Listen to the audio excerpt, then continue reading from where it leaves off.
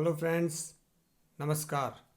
एक बार फिर से हाजिर हूँ दोस्तों, आप लोगों के लिए लेकर राजस्थान सूजस के सितंबर अंक के कुछ महत्वपूर्ण क्वेश्चंस और योजनाएं। दोस्तों आप लोग प्लीज़ मेरे वीडियो को लाइक और सब्सक्राइब और शेयर ज़रूर कीजिए, क्योंकि आपको जो मैं कंटेंट उपलब्ध करवा रहा हूँ ये फ्री ऑफ कॉस्ट है दोस्तों।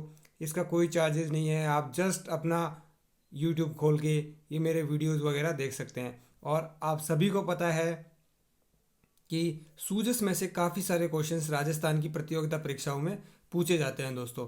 ये हमेशा पूछे जाते रहेंगे। और आपको ये भी पता है कि ये सूजस की जो पत्रिका है दोस्तों, आपको कहीं पे भी किसी भी ऑनलाइन मतलब शॉप वगैरह से ये अवेलेबल नहीं होती है दोस्तों।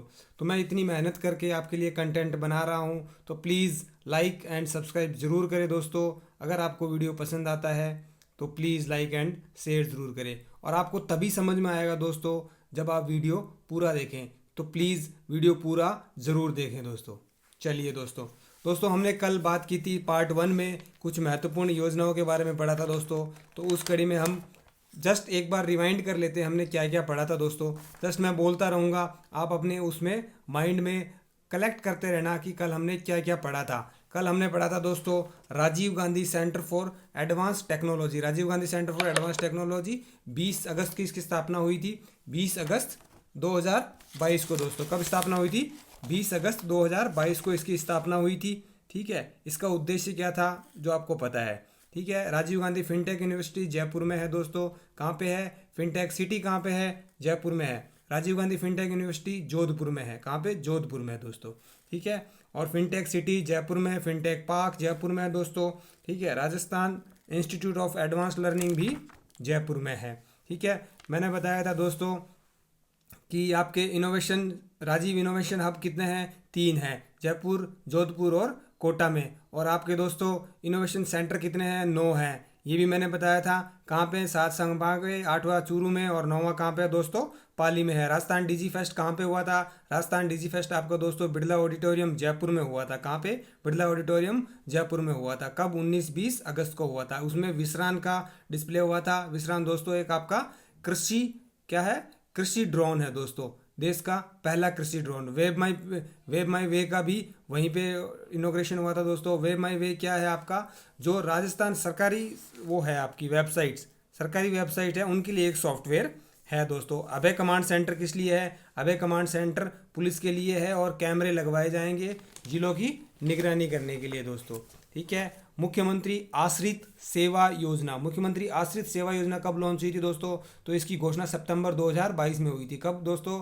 सितंबर 2022 में दोस्तों। और इसमें क्या है? परिवार को 181 पे कॉल करना होता है, जिससे क्या होता है? ऐसा परिवार जिसके अंदर कोई भी मतलब सभी लोग एक तरह से बुजुर्ग हैं या दिव्यांग हैं या विधवा हैं, कोई भी एबल नहीं है, जाके प्रमाण पत्र और अपने जो पेंशन है वगैरह वो करवा सके, तो उसके लिए आप उनको 181 पे कॉल करेंगे और मुख्यमंत्री के बंदे आएंगे और वो करेंगे दोस्तों।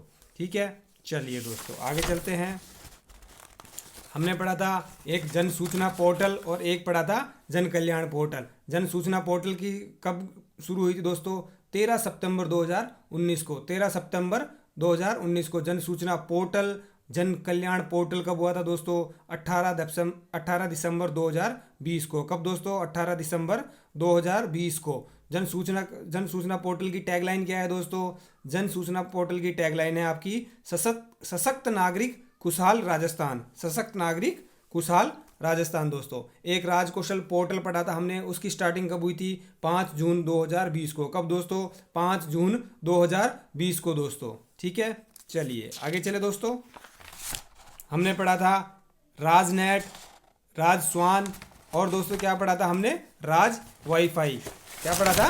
राज वाईफाई। ठीक है, चलिए। राज स्वान आपका कब शुरू हुआ था? 2013 में हुआ था। और राज स्वान के तहत ही जो है आपका राज नेट स्टार्ट किया था। ग्राम पंचायत पर नेट की सुविधा दी गई थी दोस्तों। ठीक है, चलिए दोस्तों अब चलते हैं हम आज के उस पे। तो आज बात करेंगे दोस्तों हम सबसे पहले बात करते हैं पीएम वाणी योजना। कौन सी दोस्तों? पीएम वाणी योजना। पीएम वाणी योजना मैं अपने शॉर्ट वीडियो में कवर करवा चुका हूँ। पीएम वाणी स्टैंड्स फॉर दोस्तों आपका wifi access network interface, wifi access network interface, ये आपसे इसकी फुल फॉर्म पूछी जा सकती है दोस्तों, तो आप याद रखिएगा।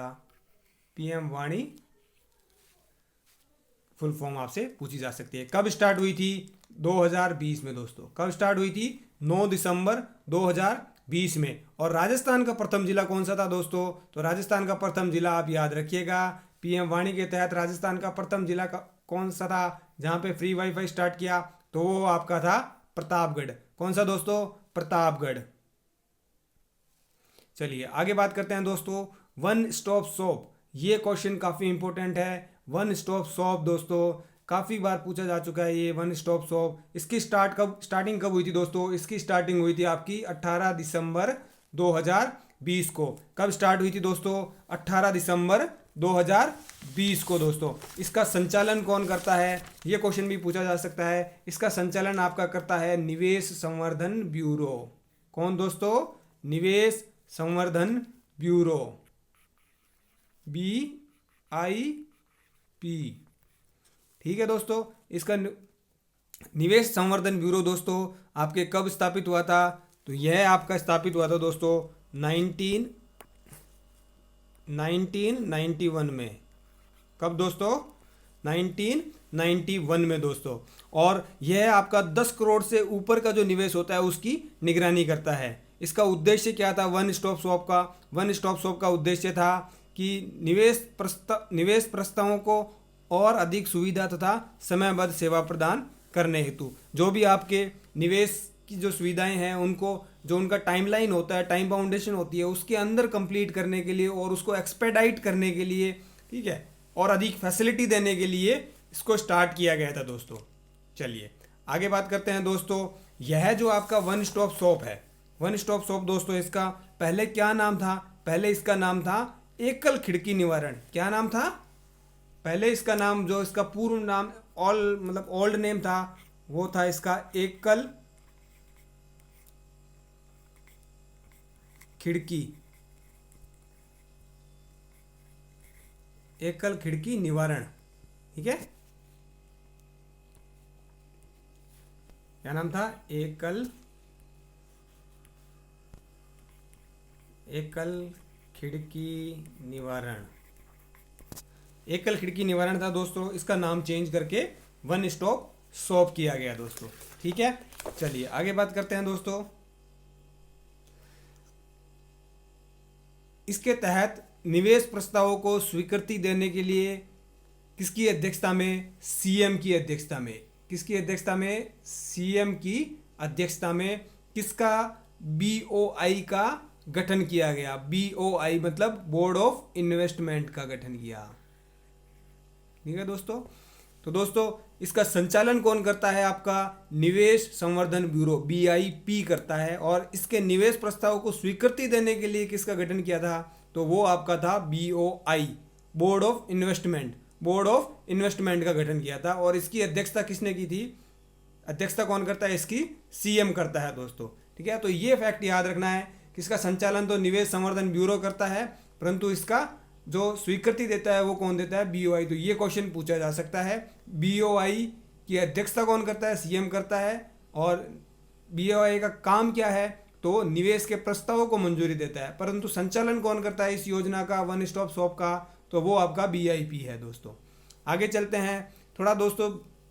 कुछ जो जोधपुर की तकनीकी संस्थान है, जोधपुर की तकनीकी संस्थान, चलिए इसमें दोस्तों एक चीज और देख लेते हैं। इसमें 14 विभाग की योजनाएं चल रही हैं। कितने दोस्तों? 14 विभाग की।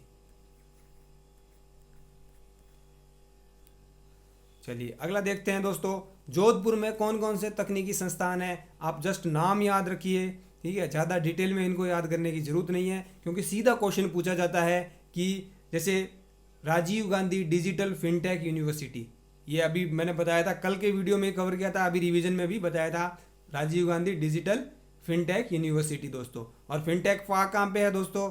फिनटेक सिटी कौन सा है दोस्तों? तो वो दोनों ही आपके जयपुर है। परंतु अगर Rajiv Gandhi digital fintech university की बात आती है तो वो आपके जोधपुर में है। फैशन तकनीकी संस्थान कहाँ पे है? जोधपुर में। फुटवेयर डिजाइन संस्थान कहाँ पे है? जोधपुर में। भारतीय तकनीकी संस्थान IIT जोधपुर में IIT भी है दोस्तों। और ये जरूर याद रखिए, डेजर्ट मेडिसिन रिसर्च सेंटर कहाँ पे है? जोधपुर में, डेजर्ट मेडिसिन रिसर्च सेंटर। आगे बात करते हैं दोस्तों, national centre for would technology and design, वो कहाँ पे है? वो भी जोधपुर में है। काजरी, काजरी कहाँ पे है दोस्तों? ये भी आपका जोधपुर में है। आफरी कहाँ पे है? जोधपुर में है। राज्य सुदूर संवेदी अनुप्रयोग केंद्र, ये भी कहाँ पे है? जोधपुर में है। काजरी आपको फुल फॉर्म पता होगा, central arid zone research institute. AFRI full form पता होगा, एरिड फॉरेस्ट रिसर्च इंस्टीट्यूट। ठीक है दोस्तों, काजरी की डिटेल में और आफरी की डिटेल के लिए मैं एक अलग से वीडियो बनाऊंगा, उसको आप जरूर देखना दोस्तों। आफरी की वैसे स्थापना कब हुई थी दोस्तों? 1985 में। कब? 1985 में। कहाँ पे है? जोधपुर में। ठीक है, चलिए आगे बात करते हैं दोस्तों। अगला आपका कंफ्यूजन रहता है ई मित्र प्लस और ई मित्र एट होम, ये तीनों क्या चीज़ें हैं? ठीक है, तो ये तीनों क्या हैं इसके बारे में अभी बात कर लेते हैं। ये क्या है तीनों दोस्तों? पहले तो बात करते हैं कि इन तीनों का पर्पज़ क्या है। ठीक है, ये किस लिए वो बनाई गई है? तो ये दोस्तों ई गवर्नेंस के G2C मॉडल पर, G2C मॉडल पर आधारित है। ये क्वेश्चन अगर पूछता है, जनरली ये पूछता नहीं है G2C मॉडल। ठीक है, G2C मॉडल दोस्तों। ठीक है, G2C क्या होता है? Government to civilian. ठीक है, सरकार से नागरिक, मतलब ये आपको सरकार दे रही है ना, जो भी फैसिलिटीज दे रही है, तो ये G2C मॉडल हो गया। ठीक है, इसमें क्या है? सरकारी योजनाएं नागरिकों को डिजिटल माध्यम से प्रदान की जाती हैं। सबको पता है, ई मित्र वगैरह देखा है। तो अब हम इनको वन बाय वन पढ़ेंगे। ई मित्र, ये है आपका ई मित्र।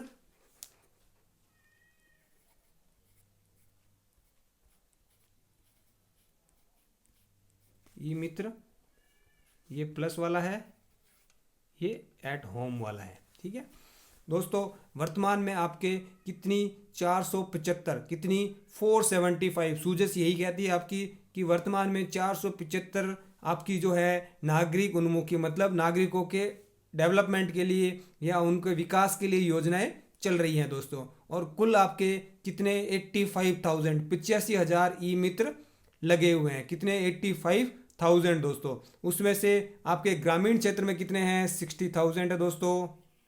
और शहरी क्षेत्र में आपके 25,000 ई मित्र लगे हुए हैं। कुल कितने हैं? 85,000 है। चलिए उसके बाद बात करते हैं ई मित्र प्लस की। ई मित्र प्लस और ई मित्र में क्या फ़र्क है? ई मित्र में दोस्तों आपकी जो योजनाएं हैं उनके बारे में बताया जाएगा। ठीक है, उनके वो काम किया जाएगा। अब ई मित्र प्लस में क्या है दोस्तों? यह एक एटीएम की भांति स्वचालित मशीन है। एटीएम आपने देखा होगा, ये उसी की तरह है दोस्तों। इसके माध्यम से आप प्रमाण पत्र के आवेदन तथा प्रिंटिंग भी करवा सकते हैं। ठीक है, प्रमाण पत्र जो है आवेदन करके प्रिंटिंग करवा सकते हैं। और यह बैंकिंग सेवा भी देता है दोस्तों आपका। ठीक है, बैंकिंग सेवा भी देता है। कितने हैं? 15,000 है। तो ये डाटा याद रखिएगा, 85,000 ई मित्र और 15,000 ई मित्र प्लस। ठीक है, उसके बाद जो ई मित्र एट होम, ये क्या फैसिलिटी थी दोस्तों? यह कब शुरू हुई थी? यह आपकी 19 दिसंबर 2000, अभी रिसेंटली शुरू हुई है दोस्तों, लास्ट ईयर सॉरी, 19 दिसंबर 2021 दोस्तों। कब? 19 दिसंबर 2021। इसके तहत क्या है आपका 73 रुपीज़ में, कितना दोस्तों? 73 रुपये में आपका, जस्ट फॉर 73। इमेजिन कीजिए कितना आपके लिए गवर्नमेंट काम कर रही है दोस्तों। ठीक है, और गुड फॉर नथिंग, कुछ भी नहीं ले रही है आपसे, सिर्फ 73 रुपीज़ लेके आपको घर पे आके मूल निवास, जाति प्रमाण पत्र और विवाह प्रमाण पत्र, जन्म प्रमाण पत्र, मृत्यु प्रमाण पत्र, ये सारे प्रमाण पत्र आपको घर आके दे के जाएगी। क्लियर है? अब ये मत सोच लेना कि 73 में सारे प्रमाण पत्र एक साथ दे देगी। और वैसे भी सारे प्रमाण पत्र एक साथ किसी को चाहिए भी नहीं। जो जन्म प्रमाण पत्र मांगेगा वो मृत्यु प्रमाण पत्र से क्या करेगा? विवाह प्रमाण पत्र इतना जल्दी कहाँ से लेगा वो, है ना? तो वैसे भी और 73 में आपको सिर्फ एक प्रमाण पत्र देगा। क्लियर है? ठीक है, और यह योजना दोस्तों आपकी जयपुर और जोधपुर के शहरी क्षेत्र में स्टार्ट हुई है। अभी आगे देखते हैं इम्प्लीमेंटेशन इसका, और गवर्नमेंट बहुत अच्छा काम कर रही है। ऑब्वियसली वो पूरे उसके स्टेट में इम्प्लीमेंट करेगी इसको। चलिए दोस्तों आगे बात करते हैं आपका राजस्थान का प्रथम कंप्यूटर निदेशालय। राजस्थान का कंप्यूटर निदेशालय जो है वो कहाँ पे स्थापित हुआ था? ये हुआ था आपका 1987 जयपुर। कहाँ पे? 1987 जयपुर दोस्तों। इसको मैं इम्पोर्टेंट मानता हूँ। क्यों मानता हूँ दोस्तों? इसके दो रीज़न है।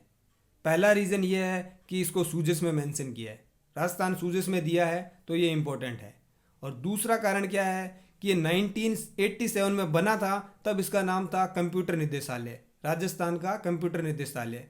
परंतु इसके नाम 97 में चेंज हुआ। क्या हुआ? सूचना प्रौद्योगिकी विभाग बना। क्या हुआ? सूचना प्रौद्योगिकी विभाग। उसके बाद में 2002 में ये क्या बना? सूचना प्रौद्योगिकी एवं संचार विभाग। ठीक है, तो इसके नाम चेंज हो गए दोस्तों। और अभी रिसेंटली लेटेस्ट में इसका सभी लोग यही नाम यूज करते हैं, सूचना प्रौद्योगिकी एवं संचार विभाग। क्लियर है? इतना बैकग्राउंड में कोई जाता नहीं, और जाते हैं तो लोग भूल गए हैं इसको।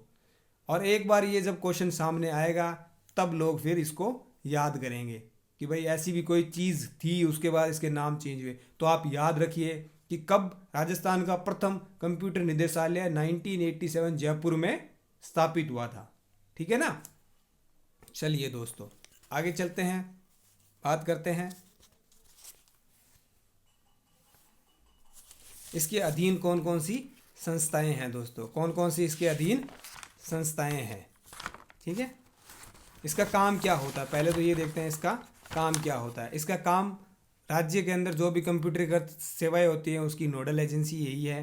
ठीक है, आपका ई गवर्नेंस, ई कॉमर्स के जो भी वो होता है उसमें इसको बढ़ावा देना, इंटरनेट की सेवाओं को बढ़ावा देना उसका काम होता है दोस्तों।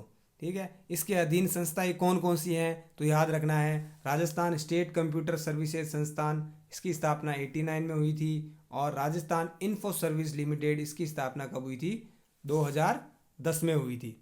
ठीक है ना, 2010 में हुई थी। आपकी जन आधार वगैरह आप देखते हो ना, तो उसमें नीचे लोगो लगा रहता है राजस्थान इन्फो सर्विस लिमिटेड, है ना। तो ये जस्ट वो किसके अंडर में आती है? आपकी कंप्यूटर जो निदेशालय था। और अभी नाम इसका चेंज हो गया, क्या हो गया था दोस्तों? प्रौद्योगिकी एवं संचार विभाग नाम चेंज हो गया था। चलिए एक दोस्तों एडिशनल क्वेश्चन आपका ये है कि देश का प्रथम हिंदी के अंदर ईमेल जो फैसिलिटी देने वाला कौन सा राज्य है? तो राजस्थान है। हिंदी में ईमेल की फैसिलिटी, हिंदी में ईमेल की फैसिलिटी कौन दे रहा है? तो देश का प्रथम राज्य जो था वो कौन सा है दोस्तों? आपका राजस्थान है। आगे बात करते हैं दोस्तों वीडियो वॉल। वीडियो वॉल क्या है? वीडियो वॉल कुछ नहीं है दोस्तों। आप लोगों ने मतलब जनरली रेलवे स्टेशन वगैरह पे भी जाते हैं, हम लोग देखते हैं वहाँ पे क्या होता है। रेलवे स्टेशन पे जाओ, एयरपोर्ट पे जाओ, आप जो भी शेड्यूल फ्लाइट्स होती है या शेड्यूल जो ट्रेन्स होती है ना, उनका जो शेड्यूल होता है वो डिस्प्ले पे आता रहता है। इस ट्रेन इतने बजे चलेगी, ये ट्रेन इतने बजे चलेगी। लाइकवाइज सेम आपके जो जिला मुख्यालय और पंचायत समिति है ना, वहाँ पे क्या है, एक आपका स्क्रीन लगा दिया है। और उस स्क्रीन पे क्या है ना, जो राजस्थान गवर्नमेंट की जो सूचनाएं हैं या जो योजनाएं हैं, वो योजनाएं उस पर डिस्प्ले होती रहती है, ऑटो में चलती रहती है। उसी को वीडियो वॉल बोलते हैं दोस्तों, सरकारी योजनाओं के प्रचार प्रसार हेतु, है ना। चलिए अगला है दोस्तों Rajasthan e wallet. Rajasthan e wallet क्या है दोस्तों? आपके जो नागरिक हैं उनके जो दस्तावेज है, उनकी जो प्रमाण पत्र है ना, उनको डिजिटल इलेक्ट्रॉनिक, ई मतलब इलेक्ट्रॉनिक रूप से उनको क्या है, सुरक्षित करना जो है उसके लिए प्रारंभ किया है दोस्तों। ठीक है ना। लाइक वाइज जैसे डिजी लॉकर है, डिजी लॉकर आप सभी ने अपने फ़ोन में वगैरह देखा होगा, एप्लीकेशन है, वैसा ही ये एक एप्लीकेशन है। उसके बाद सिंगल साइन ऑन क्या है? SSO portal. एसएसओ पोर्टल सबने नाम सुना होगा, एसएसओ पोर्टल, एसएसओ पोर्टल। इसका क्या है दोस्तों? समस्त उपयोगकर्ताओं द्वारा केवल एक बार साइन करने के बाद विभिन्न एप्लीकेशन पर, बहुत सारी एप्लीकेशन जो भी है ना, उन पे आप एक बार लॉगिन करो, उसके बाद काम कर सकते हो। और एक बार आपने कोई अपना जैसे एग्जाम फॉर्म वगैरह भरते हैं तो एसएसओ में आपकी एक बार डिटेल्स वगैरह सब फीड हो जाती है ना, तो नेक्स्ट टाइम जब आप अप्लाई करते हो तो वो सारी डिटेल आपकी वहीं से ले लेता है, आपको हर बार उसको भरना नहीं पड़ता है। एसएसओ आपके यहाँ कब शुरू हुआ था दोस्तों? तो एसएसओ आपके यहाँ 2013 में ही शुरू हुआ था। कब? 2013 में एसएसओ शुरू हो गया था। और राजकाज क्या है? जो सरकारी कर्मचारी हैं उनकी जो एसएसओ मतलब उनका जो संबंधित योजनाएं हैं, ठीक है, जो छुट्टी भरना उनकी उनकी लीव, उनकी पीएल जो भी है, वो जो काम होता है वो राजकाज एप्लीकेशन के थ्रू होता है दोस्तों। तो दोस्तों ये थे आपके सूजस के कुछ महत्वपूर्ण क्वेश्चन दोस्तों, ठीक है। और ऑब्वियसली आपको पता है कि इनमें से कुछ क्वेश्चन आएंगे, आते रहे हैं और आते रहेंगे आगे भी, ठीक है। तो प्लीज़ इस वीडियो को पूरा ज़रूर देखें, और जिसने पूरा देख लिया है दोस्तों वो लाइक, शेयर और सब्सक्राइब ज़रूर करें दोस्तों, ठीक है। और ऑब्वियसली आप सबको पता है कि कंटेंट फ्री नहीं मिलता है। इस कंटेंट के लिए भी मेरी मेहनत लगी है दोस्तों, मैंने बहुत मेहनत की है। So please support me and keep liking. Thank you, good day and all the best.